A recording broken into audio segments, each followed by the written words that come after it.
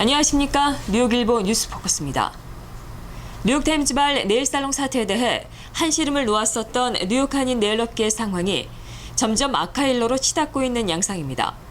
뉴욕 한인 네일협회는 11일 뉴욕 주정부가 꾸린 태스크포스 조사관이 퀸즈 전역을 대상으로 조사를 벌이고 있다며 한인 업주들의 주의를 당부하고 나섰습니다.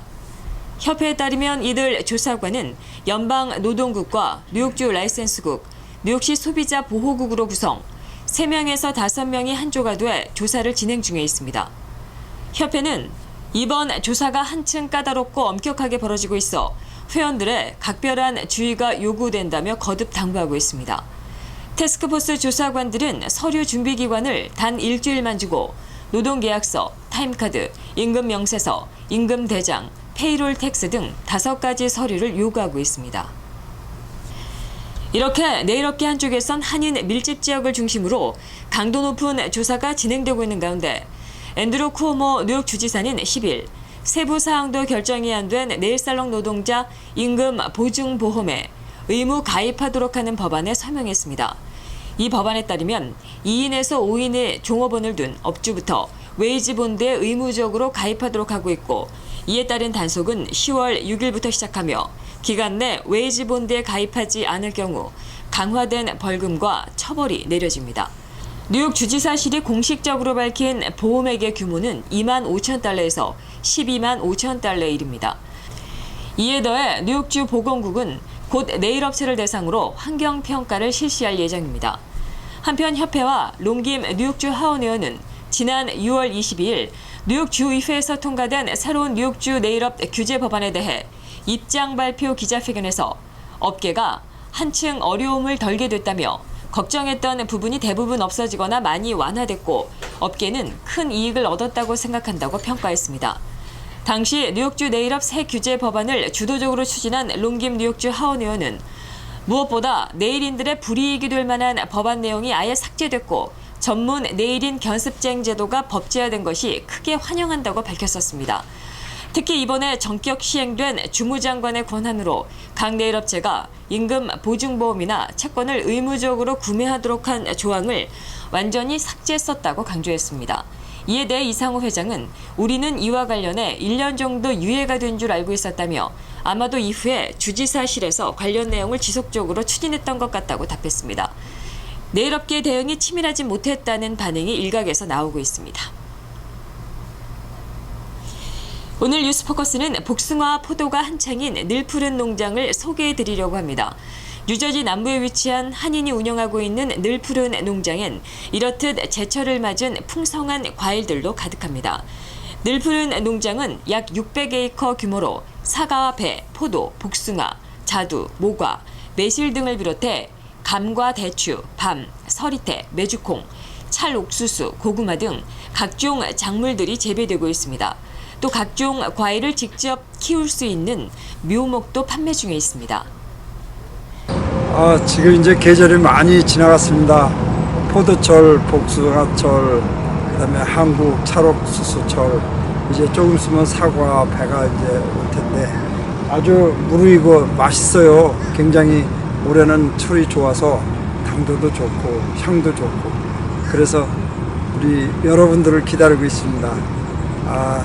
맛있는 우리 늘푸른 농장 과일 사랑해 주셔서 감사합니다.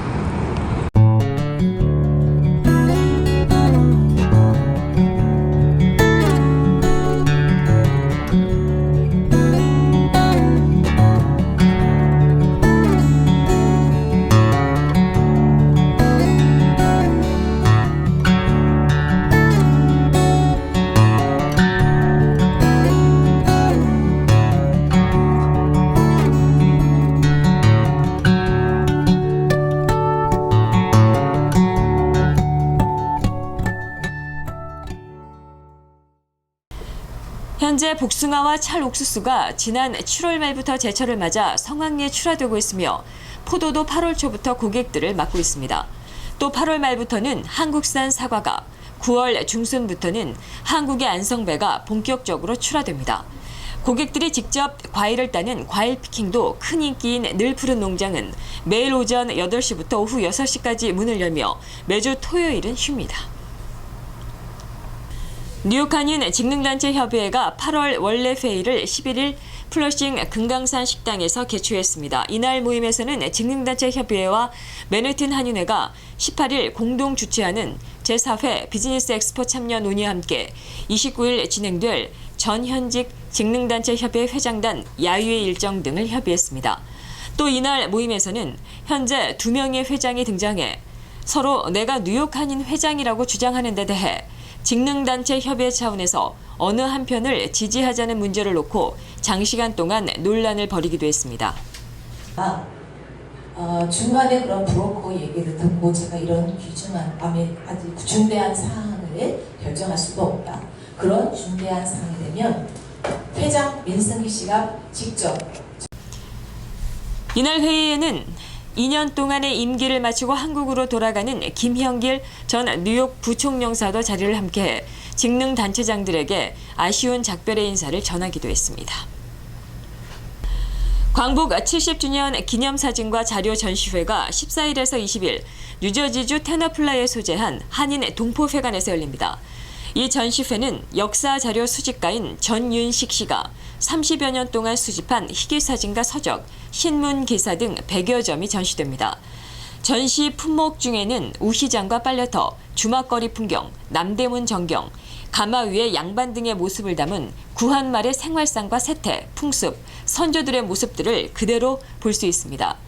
또 노일 전쟁사 등 희귀서적과 갑신정변 때 미군함 셔먼호의 침입을 첫 번째로 보도한 신문기사 등은 역사적인 사료로서 가치가 있습니다.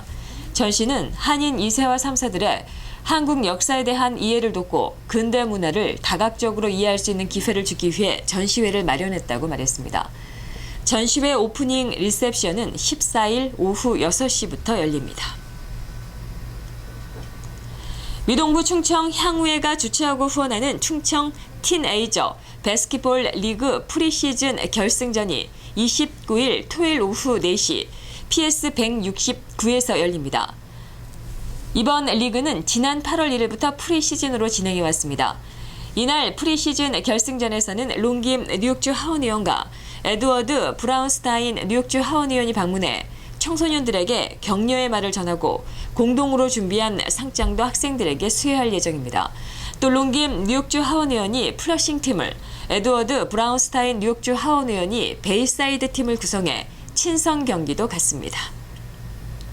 미 민주당의 대통령 선거 출마자들 가운데 버니 샌더스 상원의원에 대한 지지율이 힐러리 클린턴 전 국무장관을 앞섰다는 여론조사 결과가 처음으로 나왔습니다. 12일 뉴햄프셔주에 위치한 프랭클린 피어스 대학이 보스턴 글로브 신문과 공동으로 실시해 발표한 여론조사에 따르면 샌더스 의원이 민주당 대선 후보로 적합하다는 응답자 비율이 44%를 기록했습니다. 클린턴 전 장관을 선호한다는 의견은 37%에 머물렀습니다. 이번 설문조사 결과가 뉴햄프셔주에 국한됐고 민주당 대선 주자 토론회가 열리기 전이라는 등 여러 가지 감안해야 할 부분들이 있지만 샌더스 의원이 대선 출마 선언 이후 여론조사에서 클린턴 전 장관을 앞선 일은 이번이 처음이라고 보스턴 글로브는 설명했습니다. 세계 경제의 큰손인 중국이 위안화를 평가절하하면서 세계 각국의 기업들의 희비가 엇갈리고 있습니다. 중국 시장 매출 비중이 큰 애플을 비롯해 페라가모, 루이비통 등 명품 업체들은 주가가 곤두박질을 쳤습니다. 11일 월스트리트저널 등에 따르면 가장 큰 타격을 받은 기업은 미국의 전자업체인 애플입니다. 애플의 주가는 5.2%가 떨어져 지난해 1월 이후 최대 낙폭을 기록했습니다. 위안화 평가 절하로 아이폰 수입 가격이 오르게 되면 전체적으로 판매량 위축이 일어날 것을 우려한 것입니다. 독일의 자동차 업체인 BMW의 주가도 4.3%가 하락했습니다. 중국은 자동차 업체의 가장 큰 시장인데 지난해 BMW 매출이 19%는 중국에서 발생했습니다. 포천지는 위안화 평가 절하로 중국인들에게 외국 상품과 여행이 비싸지기 때문에 일본을 제치고 미국에 이어 세계 2위로 올라섰던 중국의 명품 소비가 타격을 입을 것으로 내다봤습니다. 특히 모건 스탠리의 최근 조사에 따르면 중국인의 명품 소비는 절반 이상이 해외에서 이루어지고 있는데 위안화 평가 절하로 중국인 관광객의 일본, 프랑스, 미국 여행이 줄어들 것으로 우려된다고 포천지는 지적했습니다. 이상으로 뉴스포커스를 모두 마치겠습니다. 시청해주신 여러분 고맙습니다.